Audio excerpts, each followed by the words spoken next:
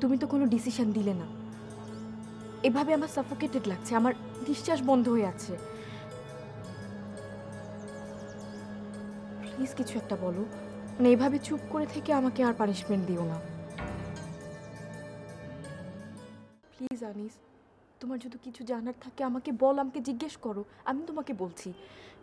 কিন্তু এভাবে তো সম্ভব না, আমি আর পারছি না।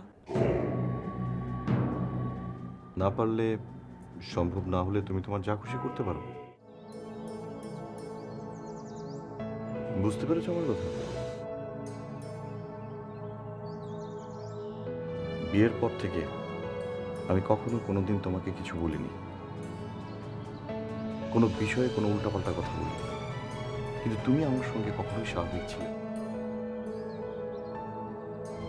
তখন আমি বুঝতে পারিনি, এখন বুঝতে পারছি তোমার এই অস্বাভাবিক আচরণের কারণ। আনিস, তোমার যা সিদ্ধান্ত নেওয়া না, এভাবে জোর করে তো আর সংসার টিকিয়ে রাখা যায় না। তারপর আমি চেষ্টা করছি, আমি আরো চেষ্টা করতাম, কিন্তু তুমি কথা না বলে আমাকে যে পানিশমেন্ট দিচ্ছ সেটা আমি মেনে নিতে পারছি না।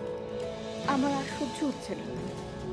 তুমি যদি আরো কিছু জানতে চাও আমাকে জিজ্ঞেস করতে পারো, আমি তোমাকে বলবো। আমি তোকে সবই বলতে চাই। আমি জানি এতে ক্ষতি আমার, কিন্তু তবুও এভাবে প্রতিদিন ধুকে ধুকে মরার চেয়ে একবার মরা অনেক ভালো। আনিস দেখো, তুমি যদি এই জায়গাটুকু আমাকে দিতে না পারো তাহলে আমি কেন তোমার সঙ্গে আছি? তুমি মানসিকভাবে আমার কাছ থেকে অনেক দূরে সরে গেছো, সেটা আমি বুঝতে পারছি। তারপরও কেন আমি জোর করে তোমার সঙ্গে থাকতে চাইবো বলো? সব সিদ্ধান্ত তো তুমি নিয়ে ফেলেছো, তাহলে আর আমাকে জিজ্ঞেস করছো কেন? না, আমি কোনো সিদ্ধান্ত নিইনি,